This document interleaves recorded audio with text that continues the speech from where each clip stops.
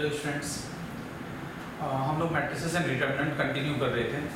Matrices and determinant में अगर मैं डिस्कस करूं कि क्या क्या हम लोग कंप्लीट कर चुके हैं और कहां से हम लोग स्टार्ट करने जा रहे हैं, तो फर्स्ट ऑफ ऑल मैट्रिक्स जो पूरी कंप्लीट चैप्टर थी उसे मैंने कंप्लीट किया। डिटरमिनेंट में मैंने इवैल्यूएशन ऑफ डिटरमिनेंट्स पढ़ाया, एक डिटरमिनेंट की वैल्यू कैसे इवैल्यूएट करते हैं, चाहे वो 1 by 1 ऑर्डर का हो 2 by 2 ऑर्डर का हो 3 by 3 ऑर्डर का हो। सेकेंड, एप्लीकेशन ऑफ डिटरमिनेंट मैंने बताया। उसके बाद मैंने प्रॉपर्टीज ऑफ डिटरमिनेंट की एक्सरसाइज बताई, प्रॉपर्टीज ऑफ डिटरमिनेंट का कंसेप्ट बताया, फिर उसकी एक्सरसाइज जो 4.2 था वो कंप्लीट किया। यानी एनसीईआरटी के अकॉर्डिंग अगर बात करें तो एक्सरसाइज 4.1, 4.2, 4.3 हो गई। और जब मैं एनसीईआरटी कहता हूँ इसका मतलब एक, चूँकि मेजॉरिटी ऑफ द स्टूडेंट्स इसको यूज़ करते हैं, बट मैं जो कंसेप्ट्स पढ़ाता हूँ, मैं जो मेथड्स बताता हूँ आपको, वो सारे बुक्स पे एप्लीकेबल है। आप कोई भी बुक का क्वेश्चन प्रैक्टिस कर सकते हो, है ना। सो मैथमेटिक्स में फॉर्मूलाज वगैरह यूनिवर्सल है, कंसेप्ट्स यूनिवर्सल है। प्रैक्टिस आप आरडी से कर लो और भी जितने बुक्स हैं उनसे कर सकते हो। सो आज जो हम लोग टॉपिक स्टार्ट करने जा रहे हैं, आपको ऊपर लिखा हुआ मिल गया होगा, माइनर्स एंड कोफैक्टर्स, यानी एडजॉइंट ऑफ मैट्रिक्स की बात करेंगे। एडजॉइंट ऑफ मैट्रिक्स से पहले हमें पढ़ना होता है minors and cofactors of elements of a square matrix. ये होता क्या है माइनर्स एंड कोफैक्टर्स? ये माइनर्स एंड कोफैक्टर्स दो टर्म है जो ऑलवेज जो इवैल्यूएट होती है एलिमेंट ऑफ ए मैट्रिक्स का। माइनर एंड कोफैक्टर्स ऑफ, या नीचे लिख लेते हैं, माइनर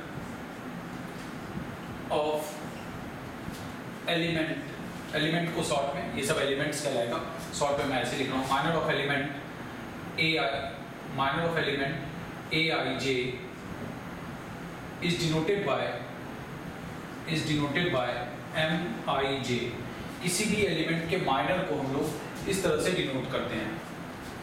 इवैल्यूएट कैसे करते हैं? जैसे अगर मैं लिखता हूँ M11, तो इसका मतलब है मैं निकालना चाहता हूँ माइनर ऑफ A11, इस एलिमेंट का माइनर निकालना चाहता हूँ। M11 का मतलब हो गया माइनर ऑफ एलिमेंट A11, और ये क्या होगा, ये कोरस्पॉन्डिंग जिस भी एलिमेंट का आप माइनर निकालना चाहते हो उसके कोरस्पॉन्डिंग रो कॉलम को कैंसिल कर देंगे, जो रिमेनिंग एलिमेंट्स बचेगा उसका डिटरमिनेंट निकाल देंगे, है ना। तो रिमेनिंग एलिमेंट्स क्या बच गया, आप देखो जब माइनर्स की बात करते हैं तो ये पूरा कवर हो जाएगा, ये कवर हो जाएगा, ये 4 एलिमेंट्स बच गया, A22, A23, A32, A33। इसकी डिटरमिनेंट इवैल्यूएट कर लेंगे। डिटरमिनेंट कैसे इवैल्यूएट होता है? This into this minus this into this, यही हो गया माइनर। अगर सपोज मुझे इस एलिमेंट का माइनर निकालना है, इस एलिमेंट का माइनर निकालना है, तो ये एलिमेंट कौन सा है? A23। इसके माइनर को अगर मुझे इवैल्यूएट करना है तो मैं लिखूंगा इसको M23। M23 का मतलब हो गया माइनर ऑफ A23, और वो होगा क्या, इस एलिमेंट का अगर मुझे अब माइनर निकालना है तो मैं इसके कोरस्पॉन्डिंग रो और कॉलम को कैंसिल किया, जैसे ये और ये पूरा कैंसिल हो गया, बचा ये 4 एलिमेंट्स, इसका डिटरमिनेंट इवैल्यूएट कर लेंगे। A11, A12, A31, A32। Hope आप सबको इसका माइनर दिख रहा होगा कि माइनर इसका क्या हो रहा है, राइट नाउ। तो अब इस डिटरमिनेंट को इवैल्यूएट करेंगे, ये इसका माइनर हो जाएगा। इसके बाद टर्म यूज होता है कोफैक्टर। कोफैक्टर क्या होती है तो देखते हैं। नेक्स्ट है cofactors. Cofactors of element A I J is denoted by capital AIJ और CIJ, इस दोनों से डिनोट करते हैं।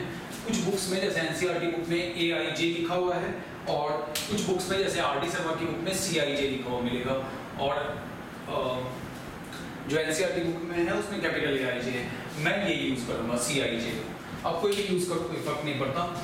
अब CIJ कोफैक्टर क्या होता है? कोफैक्टर होता है -1 to the power I plus j into MIJ। Basic simple सा मीनिंग में बताऊं तो जो माइनर्स निकालते हो आप, जैसे माइनर निकालते हो सेम वैसे ही निकालना है, बस उसके आगे उस एलिमेंट का पोजीशन साइन आ जाएगा। अब पोजीशन साइन की बात मैंने डिटरमिनेंट में किया था, evaluation of determinant 3 by 3 order का। क्या है वो पोजीशन साइन? इसका पोजीशन साइन प्लस होता है, इसकी माइनस होती है, इसकी प्लस होती है, तो सेम वही पोजीशन साइन यहाँ पे लग जाएगा। यानी माइनर कोफैक्टर में बस डिफरेंस ये है, माइनर के आगे कोई पोजीशन साइन नहीं लगाएंगे और कोफैक्टर के आगे पोजीशन साइन भी आएगा। एग्जाम्पल, अगर मुझे C11 निकालना है, C11 मतलब इस एलिमेंट का कोफैक्टर फाइंड करना है, तो इसका पोजीशन साइन प्लस होता है, हालांकि प्लस लिखते नहीं है बट मैं ऐसे ही समझाने के लिए लिख दिया आपको प्लस, और इसका corresponding रो कॉलम कैंसिल कर देंगे, रिमेनिंग एलिमेंट्स का determinant A22, A23, A32, A33 है ना। तो ये कोफैक्टर हो गया। अगर मुझे इस एलिमेंट का कोफैक्टर निकालना है, या चलो इसी का निकालते हैं, इसका कोफैक्टर निकालना है C23, तो इसकी पोजीशन साइन आप जानते हो नेगेटिव होता है। पोजीशन साइन अगर आपको ध्यान में होगा तो इस तरह से होता है plus minus plus minus plus minus plus minus plus. तो इस पोजीशन पे नेगेटिव, इस पोजीशन पे नेगेटिव, इस पोजीशन पे नेगेटिव, इस पोजीशन पे नेगेटिव, कैसे तो ऐसे डायमंड शेप में नेगेटिव होता है। सो C23 इसका पोजीशन साइन नेगेटिव होता है, ये माइनस, और corresponding row column cancel, A11, A12, A31, A32।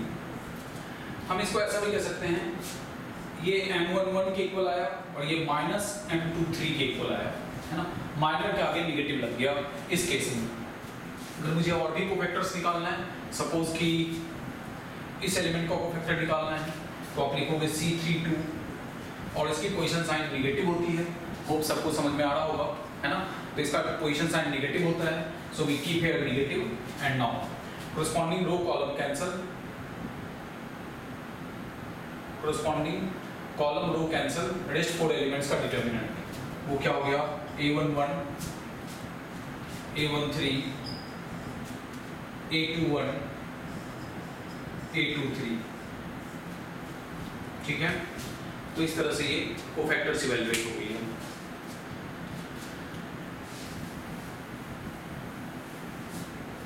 तो आपको समझ में आ गया होगा बेसिक कि माइनर क्या होती है, कोफैक्टर क्या होती है। यहाँ पे हो जाएगा माइनस M32। अब जैसे हम लोग एग्जांपल के थ्रू देखेंगे, अभी तो मैंने ऐसे समझाया आपको जनरल क्या होगा माइनर्स कोफैक्टर्स। अब इसको एग्जांपल लेके हम समझते हैं किस तरह से माइनर्स एंड कोफैक्टर्स इवैल्यूएट कर सकते हैं।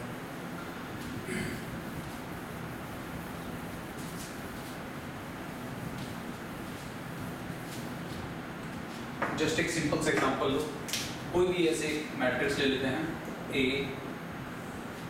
जनरल में कोई भी एग्जांपल ले रहा हूँ, 2 - 3 5 7 4 -6 -2 0 8, ये एक मैट्रिक्स है ना। इसके एलिमेंट्स का हमें माइनर और कोफैक्टर निकालना है। सपोज सबसे पहले मैं माइनर निकालना चाहता हूँ, M12 का माइनर निकालना चाहता हूँ। तो आप जानते हो माइनर जब भी लिखते हैं तो उसमें कोई पोजीशन साइन नहीं लगाते हैं, उसमें डायरेक्ट एलिमेंट को लिखा जाता है। सो M12, अब M12 है कहाँ पे, A12 पोजीशन, यानी फर्स्ट रो सेकंड कॉलम, ये एलिमेंट को कहते हैं A12 पोजीशन, है ना। और इसका माइनर निकालना है, तो आपको करना क्या होगा, इसका करस्पॉन्डिंग कॉलम रो कैंसिल करोगे, ये और ये कैंसिल हो गया, ये 4 एलिमेंट्स बच गई, 7 -6 -2 8। ओके स्टूडेंट्स, नाउ अब इसका वैल्यू निकालें और इसके आगे कोई पोजीशन साइन नहीं आएगा, माइनर के आगे कोई पोजीशन साइन नहीं। 8 7 जा 56 -12। सो रिजल्ट आ गई आपके पास, रिजल्ट जो है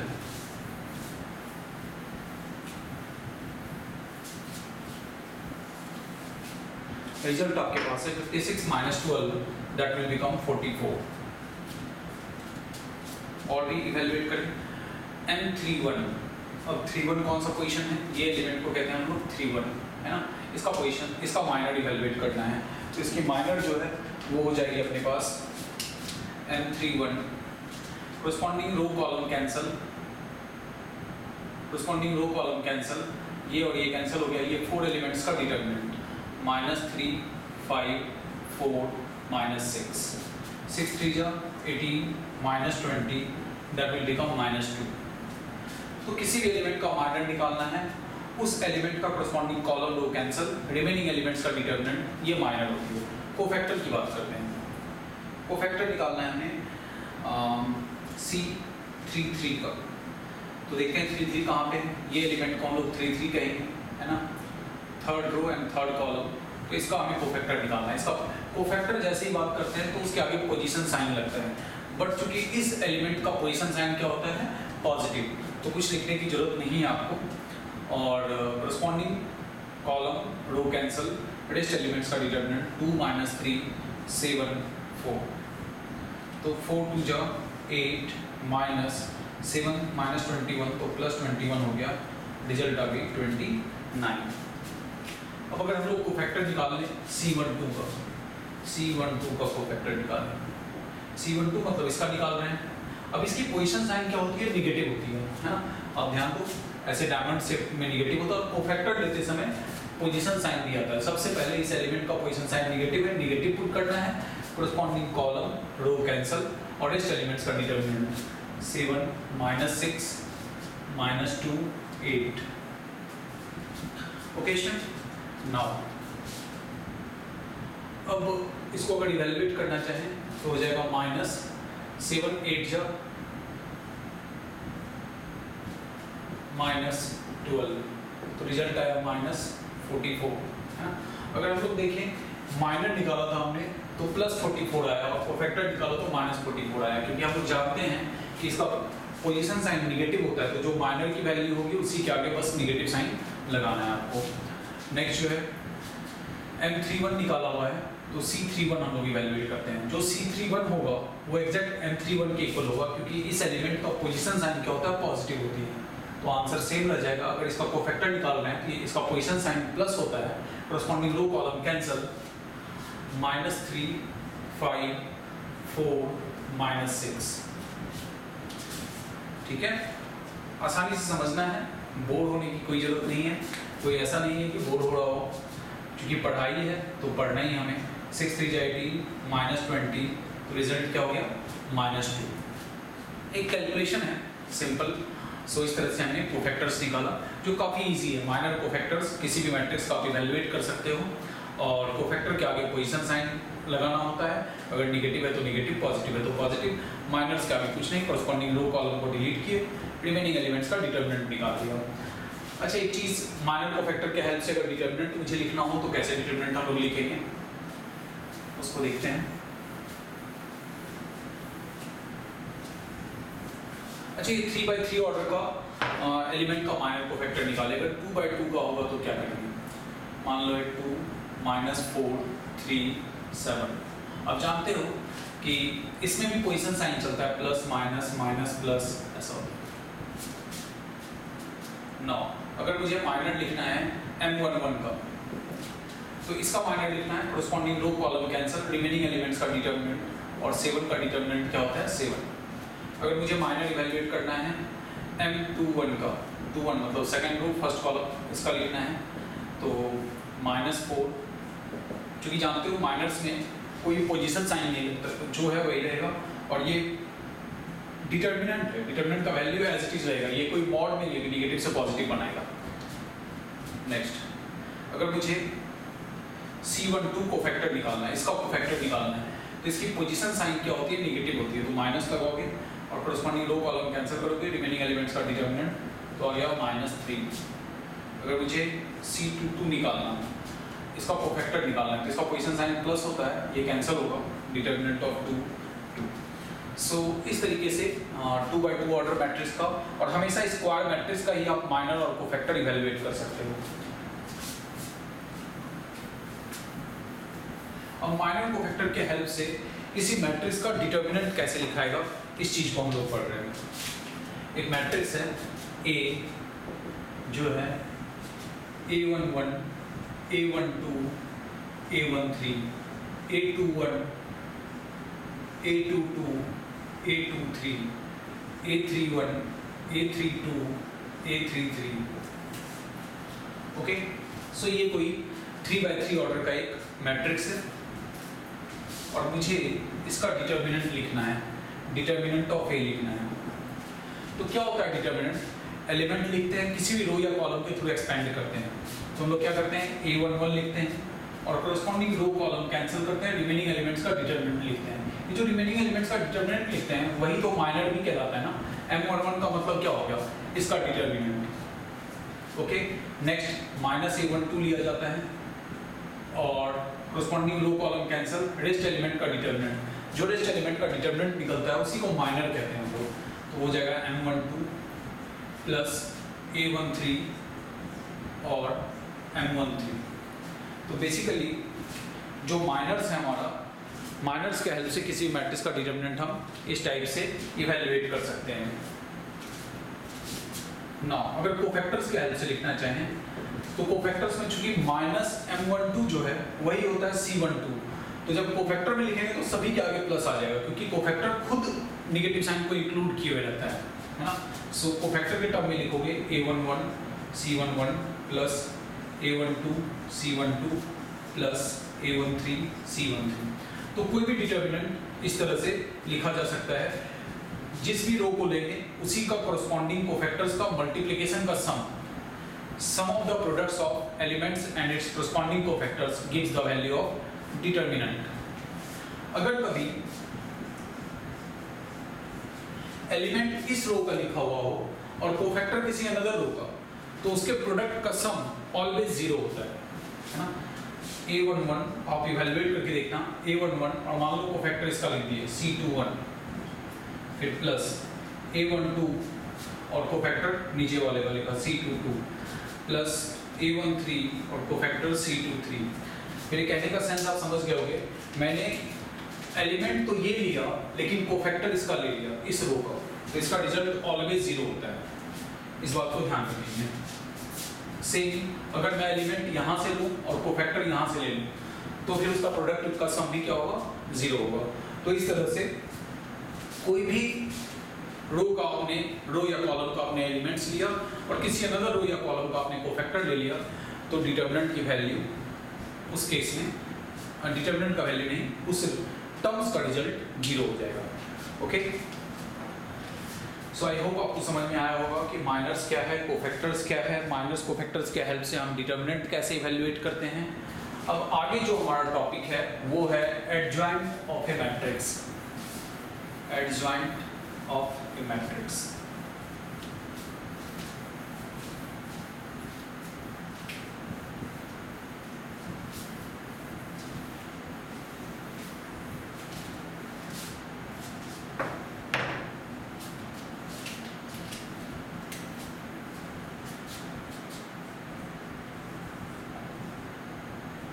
Adjoint of a square matrix।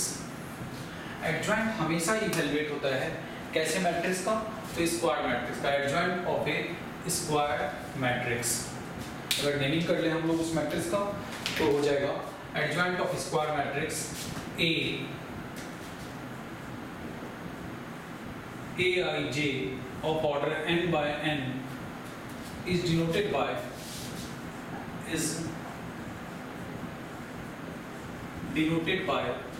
किसी भी मैट्रिक्स का एडजॉइंट डिनोट होता है, it's denoted by ADJ and फिर आप इस तरह से A लिखते हो, adjoint A। This is equal to होता है इस मैट्रिक्स के एलिमेंट्स का कोफैक्टर का ट्रांसपोज, है ना। और कोफैक्टर्स का मतलब क्या होता है कि रो को कॉलम में चेंज करना, यानी जो Cij पोजीशन है वो Cji पोजीशन में कन्वर्ट हो जाएगा। अगर आपको ये समझ में आया तो ठीक है, नहीं तो अभी एग्जांपल्स वगैरह लेंगे समझ में आ जाएगा। बेसिकली कहने का मतलब है एडजॉइंट इज ऑब्टेन्ड, आप लिख लो इस चीज को, it is obtained by transpose of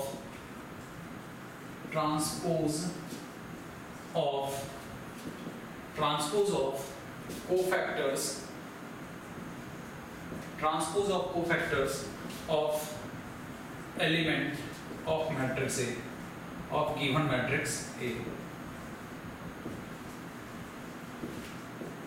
जो भी मैट्रिक्स गिवन है उसके एलिमेंट्स का कोफैक्टर निकाले और कोफैक्टर्स को निकाल के ट्रांसपोज कर दिया, that is called adjoint of matrix. और अच्छे से मैं समझा दूं इसको, तो ये हो गया अगर suppose A11, A12, A13 A21, A22, A23, A31, A32, A33, ये कोई मैट्रिक्स है जो 3x3 ऑर्डर का है। ओके स्टूडेंट्स, अब हमें क्या करना है, इसका एडजॉइंट लिखना है। तो इसका एडजॉइंट क्या होगा, जस्ट इस मैट्रिक्स के एलिमेंट के प्लेस पे उसका ट्रांसपोज लेना है। A11 के प्लेस पे उसका कोफैक्टर्स लेना है, इसके प्लेस पे इसका कोफैक्टर ले लिया, सबके कोफैक्टर्स को निकाल करके उसके प्लेस पे लिख देना है।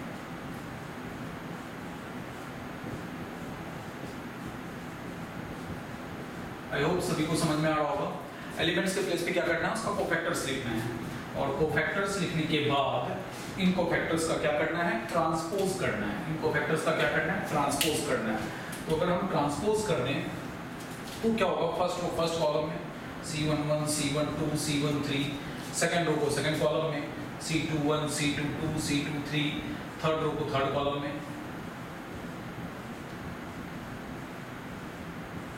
तो इस तरह से एलिमेंट्स के प्लेस पे इसका कोफैक्टर्स लिख करके उसका हमने ट्रांसपोज कर दिया। यही कहलाती है adjoint of a square matrix. अब सपोज एक 2x2 ऑर्डर का कोई मैट्रिक्स है और अगर मुझे उसका कोफैक्टर निकालना है, उसका एडजॉइंट निकालना है। सपोज एक मैट्रिक्स है जो है 3, 4, -2, -5, इसका मुझे एडजॉइंट फाइंड करना है। इसका एडजॉइंट क्या होगा, एडजॉइंट ऑफ ए फाइंड करना है। ओके, सो देखते हैं सॉल्यूशन क्या होगा। इसका सॉल्यूशन इवैल्यूएट करते हैं हम लोग।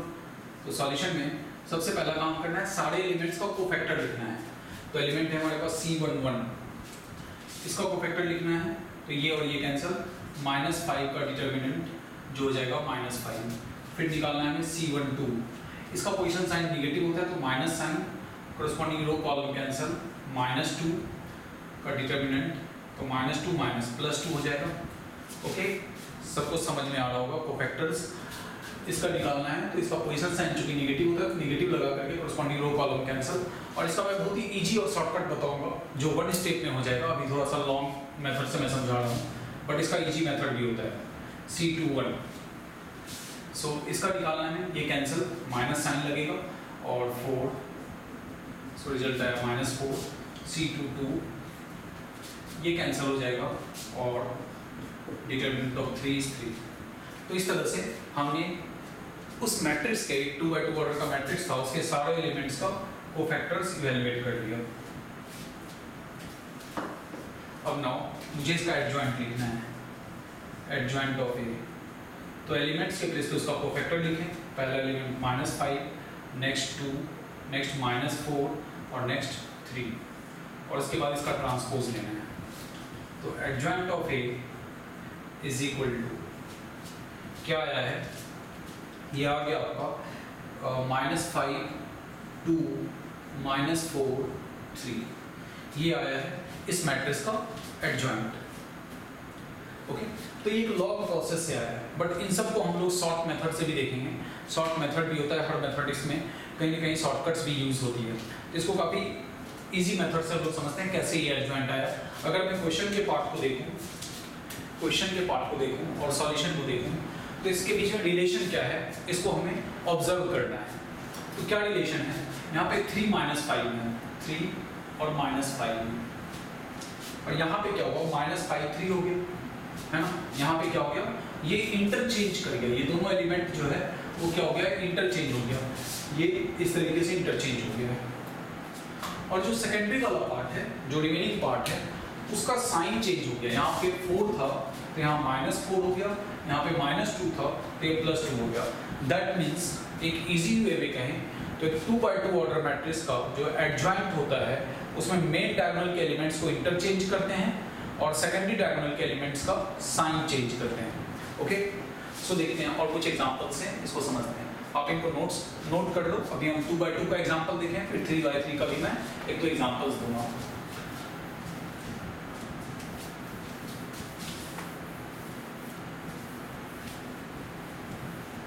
आप सारे जो भी चीज़ है उसको साथ साथ नोट भी कर सकते हो। एक नोड पॉइंट टाइप हम लोग कह सकते हैं कि अगर कोई मैट्रिक्स है ए जो है ए बी सी डी और इसका एडजॉइंट लिखना है, तो जैसा कि मैंने आपको बताया क्या करना है, इस दोनों को इंटरचेंज करना है, इस दोनों एलिमेंट को आपस में इंटरचेंज कर देना है। बहुत ही सिंपल काम है। तो क्या हो जाएगा, ये डी हो जाएगी और यहाँ ए हो जाएगा और इस दोनों एलिमेंट का क्या करना है, साइन चेंज करना है। यहाँ माइनस बी हो गया, ये माइनस सी हो गया। Change the elements of main diagonal, interchange the elements of main diagonal and change the sign of secondary diagonal. Example लेते हैं, इस चीज को बॉक्स में डाल दें सो दैट कि हमें लर्न रहे अच्छे से और डायरेक्टली एग्जाम में यूज कर सकते हो, सीबीएसई में भी यूज कर सकते हो डायरेक्ट। कुछ एग्जांपल्स लेते हैं। एक तो एग्जांपल अपना ये था और ऐसे ही और 2-3 एग्जांपल्स लेता हूँ मैं। सेकंड, सपोज बी नाम रख लेते हैं, B matrix is equal to 3 - 7 8 5 और कहा जा रहा है इसका एडजॉइंट बी बताओ। आप लोग आंसर करो क्या होगा।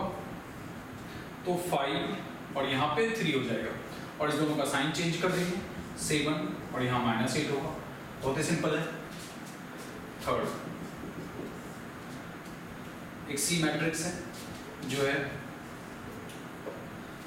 चलो आइडेंटिटी मैट्रिक्स है 1 0 0 1। इसका एडजॉइंट निकालते हैं, क्या हो एडजॉइंट ऑफ आई, इस दोनों को इंटरचेंज किया मतलब सेम ही रह गया। तो एक आइडेंटिटी मैट्रिक्स का एडजॉइंट क्या होता है, सेम होता है। आइडेंटिटी मैट्रिक्स में एडजॉइंट में कोई चेंजेस नहीं आएगा। तो आई होप सबको समझ में आया होगा कि किसी मैट्रिक्स का एडजॉइंट जो 2x2 ऑर्डर का होता है उसको कैसे इवैल्यूएट कर सकते हैं। नाउ अब एक 3x3 ऑर्डर मैट्रिक्स का भी हम लोग एडजॉइंट इवैल्यूएट कर लें। 3x3 ऑर्डर के मैट्रिक्स का भी एडजॉइंट इवैल्यूएट कर लेते हैं।